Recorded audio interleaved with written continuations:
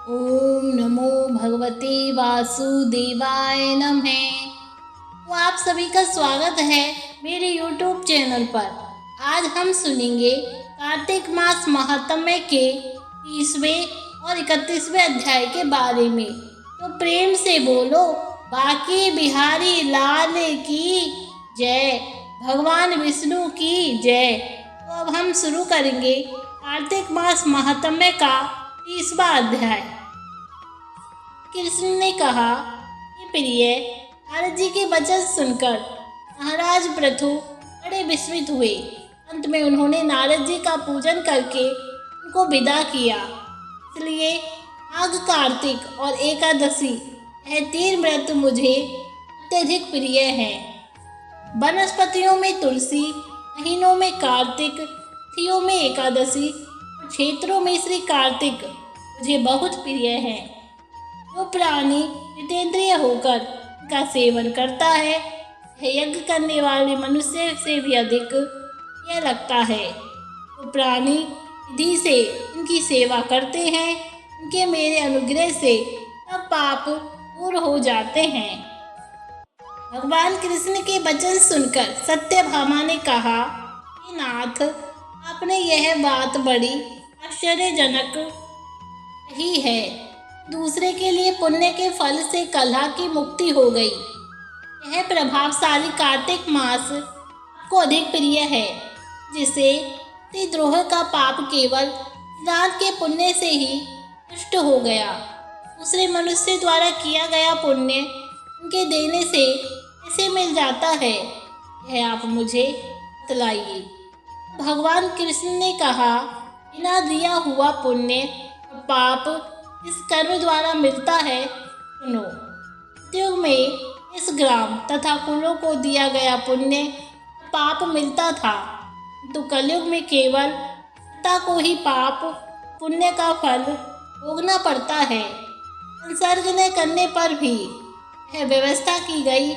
संसर्ग से जैसे पाप व पुण्य दूसरे को मिलते हैं, इसकी व्यवस्था भी सुनो। पढ़ाना, यज्ञ कराना और एक साथ भोजन करने से पाप पुण्य का आधा फल मिलता है। एक आसन पर बैठने या सवारी पर चढ़ने से, पास के आने जाने से पुण्य व पाप का चौथा भाग प्राणी मात्र को मिलता है। स्पर्श करने, भोजन करने से, दूसरे की स्तुति करने से पुण्य पाप का 6वां भाग मिलता है। दर्शन करने, पुण्य तथा ध्यान करने से मनुष्य को पुण्य तथा पाप का 10वां अंश मिलता है। दूसरे की निंदा, चुगली, धिक्कार करने से इसका 7वां भाग मिलता है। पुण्य करने वाले मनुष्य की जो कोई सेवा करता है, सेवा का भाग लेता है और अपना पुण्य उसे देता है। नौकर और शिष्य के अतिरिक्त जो मनुष्य दूसरे से सेवा करवा कर उसे ऐसे नहीं देता है, तो यह सेवक उसके पुण्य का भागी होता है। पंक्ति में बैठे हुए भोजन करने वालों की पत्तल जो व्यक्ति लांघता है, वह उसे इसके की पत्तल उसने लांघी है, इसके पुण्य का 6वां भाग देता है। स्नान तथा ध्यान आदि करते हुए मनुष्य से जो व्यक्ति बातचीत करता है, स्पर्श करता है, अपने पुण्य का 6वां भाग से दे डालता है। तो मनुष्य धर्म के काम के लिए दूसरे से धन मांगता है, पुण्य का भागी होता है। ठीक उसी तरह इस तरह की दान करने वाला पुण्य का भागी होता है। जो मनुष्य धर्म का उपदेश देता है, पश्चात श्रोता से याचना करता है, वह अपने पुण्य का 6वां भाग से देता है। जो मनुष्य दूसरों का धन चुराकर उससे धर्म करता है, वह चोरी का फल भोगता है और शीघ्र ही निर्धन हो जाता है। जिसका धन चुराता है वह पुण्य का भागी होता है। बिना ऋण के उतारे जो मनुष्य मर जाते हैं, उनको ऋण देने वाले सज्जन पुण्य के भागी होते हैं। शिक्षा देने वाला, सलाह देने वाला, सामग्री को जुटाने वाला तथा प्रेरणा देने वाला, यह पाप और पुण्य के छठे भाग को प्राप्त करते हैं।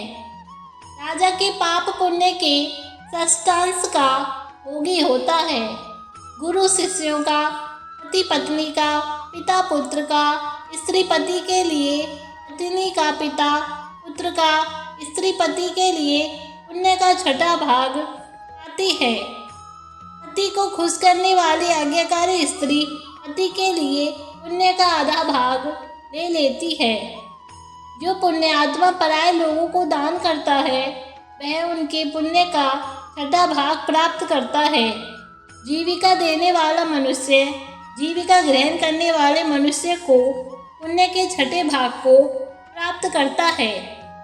इस प्रकार दूसरे के लिए पुण्य तथा पाप बिना देने के लिए भी दूसरे को मिल सकते हैं, किंतु यह नियम जो कि मैंने बतलाए हैं कलयुग में लागू नहीं होते। कलयुग में तो एकमात्र कर्ता को ही अपने पाप और पुण्य भोगने पड़ते हैं। इस संबंध में एक बड़ा पुराना इतिहास जो कि पवित्र भी है और बुद्धि को देने वाला भी है कहता है, ध्यान से सुनो। तो इस तरह कार्तिक मास महात्म्य का 30वां अध्याय समाप्त हुआ। श्रीमन नारायण नारायण हरि हरि, श्रीमन नारायण नारायण हरि हरि। तो अब हम शुरू करेंगे कार्तिक मास महात्म्य का 31वां अध्याय। तो प्रेम से बोलो बांके बिहारी लाल की जय।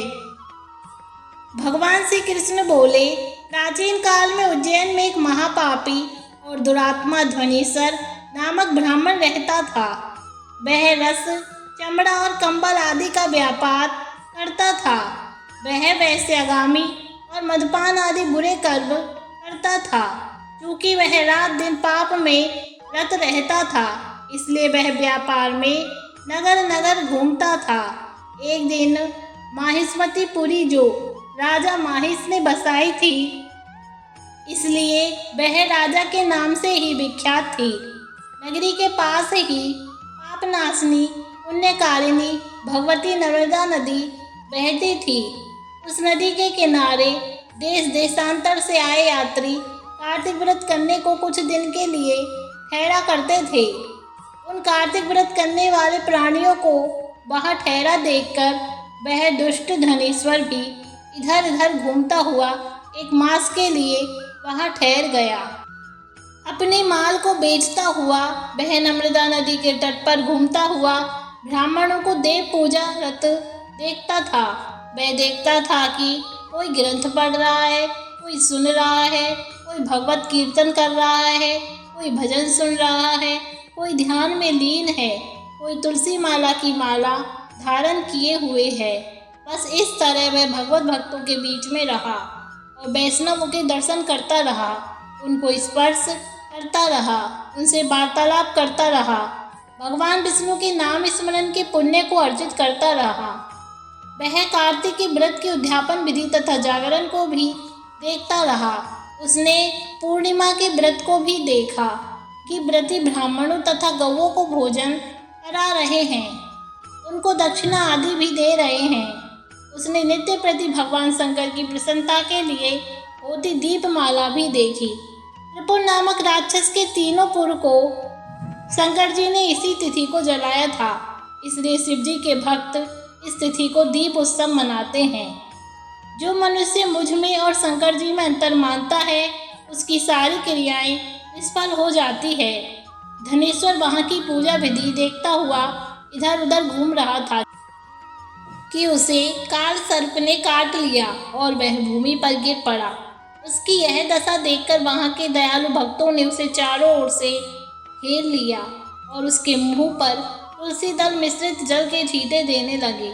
और जब उसके प्राण निकले तो यम के दूत उसे बांधकर कोड़ों से मारते हुए यमपुरी को ले गए। उसे देख चित्रगुप्त ने यम से कहा, इसने बाल्यकाल से लेकर आज तक बुरे काम ही किए हैं। इसके जीवन में पुण्य तो लेश मात्र भी नहीं दिखाई देता। यदि मैं पूरा 1 वर्ष आपको सुनाता रहूं तो इसके पापों की सूची समाप्त नहीं होगी। यह महापापी है, अतः इसको एक कल्प तक घोर नरक में डालना चाहिए। चित्रगुप्त की बात सुनकर यमराज ने बड़े क्रोधों में आकर उसे अपना कालनेमी के समान भयंकर रूप दिखाते हुए अपने अनुचरों को आज्ञा देकर कहा, हे प्रेत सेनापतियों, इस दुष्ट को मुग्धरों से मारते हुए कुंभीपाक नरक में डाल दो। सेनापति ने मुग्धरों से उसका सिर फोड़ते हुए कुंभीपाक नरक में ले जाकर खौलते हुए तेल के कढ़ाव में डाल दिया। प्रेत सेनापतियों ने ज्यों ही तेल की कढ़ाव में फेंका तो लपलपाती हुई आग अपने आप ठंडी हो गई, जैसे कि प्रहलाद को अग्नि में डालने से वह ठंडी हो गई थी।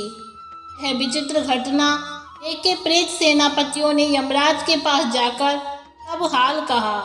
यमराज भी आश्चर्यचकित हो धनेश्वर को अपने पास बुलाकर स्थिति पर विचार करने लगे। उसी समय नारायण नारायण का कीर्तन करते हुए देवर्षि नारद जी वहां आ पहुँचे और यमराज से कहने लगे कि यमराज, यह ब्राह्मण नरक में डाल जाने के योग्य नहीं है, क्योंकि इसने अंत समय में कुछ शुभ कर्म किए हैं जो कि नरक की आत्मा को नष्ट करने वाले हैं। जो लोग भगवत भक्त का दर्शन करते हैं, उनसे वार्तालाप करते और इनका स्पर्श करते हैं, चाहे उन्होंने कोई पुण्य कर्म न किया हो, सहज में ही स्वर्ग के अधिकारी हो जाते हैं। ते धनेश्वर भी पुण्य आत्माओं के संग स्पर्श से स्वर्ग का अधिकारी हो गया है। तो यह पुण्य आत्मा है, इसे यक्ष योनि दो और केवल इसे अपभोग करने वाले नरक दिखा दो। भगवान कृष्ण ने कहा।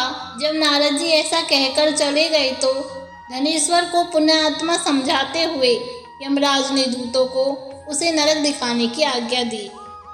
तो इस तरह कार्तिक मास महात्म्य का 31वां अध्याय समाप्त हुआ। श्रीमन्नारायण नारायण।